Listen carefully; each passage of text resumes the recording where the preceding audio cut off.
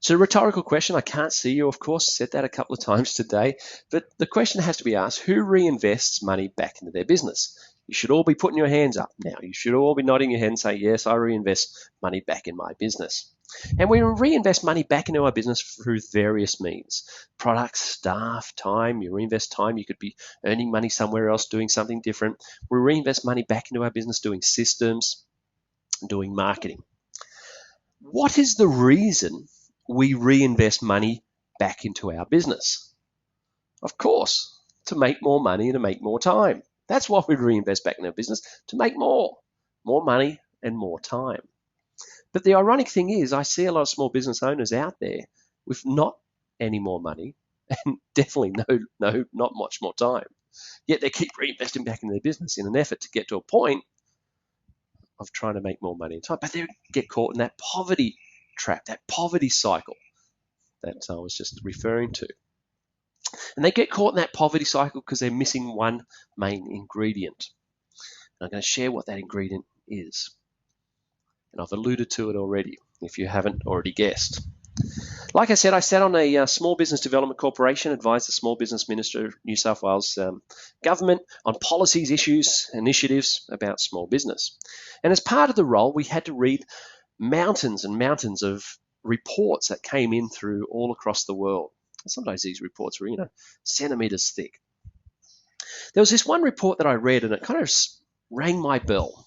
My father used to say, son, the bell's always ringing. It's whether you take heed or not. This particular report came out of Spain, of all places, and it was talking about the most successful SMBs, small, medium business in Europe. We call them SMEs in Australia. It doesn't matter. SMEs, SMBs, same thing.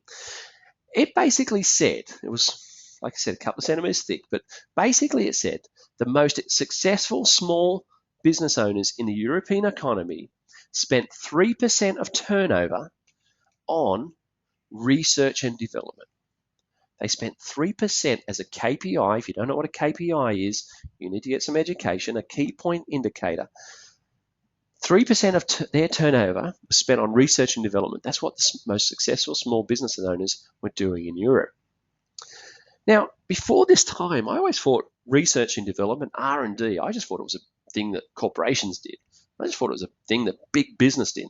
I never kind of related it back to us as small businesses. It's something that we need to interact. Now, I used to spend money on my education, training, and things like that, but I never had a KPI for it out on as a 3% margin. Now, I want you to just cross out the word research and development. The rhetorical question I ask is, who's the most important, beside your customer, who's the most important person in your business? Of course, it's you. There's a reason why big corporations like BHP and big business spend hundreds of thousands of dollars a year paying their CEOs, sometimes millions of dollars a year on their CEOs, because their influence filters down through the organization. Multiply that by 1,000. Your influence filters in and down through your business. If you're not on the top of your game, your business is not on the top of its game. If you're stale and stagnant, I can guarantee your business will be stale and stagnant. If you're not learning and going forward, your business is not learning and going forward. So what I want you to think about is having a KPI of spending of your turnover, business turnover, of spending 3% on your own development, ongoing. We can never stop learning, especially in this world of business.